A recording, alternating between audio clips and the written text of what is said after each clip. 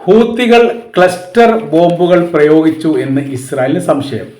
IDF സംഘം പ്രത്യേക അന്വേഷണ സംവിധാനത്തെ കമ്മീഷനെ നിയമിച്ചിരിക്കുകയാണ്.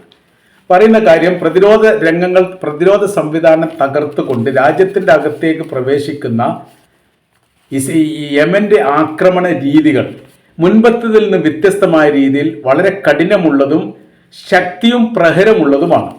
ഇങ്ങനെയൊരു സംഭവം ഇതുവരെ ഇല്ലാത്തതാണ്. ആയതിനാൽ തന്നെ അതിൻ്റെ അകത്ത് ക്ലസ്റ്റർ ബോംബുകൾ പ്രയോഗിക്കുന്നുണ്ടോ എന്ന് സംശയിക്കുന്നു എന്നാണ് ഇസ്രായേലി വിഷയമായിട്ട് പറയുന്നത്. 6 വാർ ഹെഡായിട്ട് പ്രവർത്തിക്കുന്ന ഈ ക്ലസ്റ്റർ ബോംബുകൾ ആദ്യമായിട്ട് ഇസ്രായേൽ നേരെ പ്രയോഗിച്ചത് ഇറാൻ-ഇസ്രായേൽ യുദ്ധവുമായിട്ട് ബന്ധപ്പെട്ട് ഇറാനാണ്. അതിലവർ വിജയിക്കുകയും ചെയ്തു. ഒരു ബോംബിന് നേരെ ആക്രമണം നടത്തുന്ന സമയത്ത് ബാക്കി 5 എണ്ണമെങ്കിലും ബോംബിലേക്ക് പതിച്ചുകൊണ്ട് ആക്രമണം ഉണ്ടാക്കാനുള്ള സംവിധാനത്തോടു കൂടിയാണ് ഇറാൻ അതിന് രൂപകൽപ്പന ചെയ്തത്.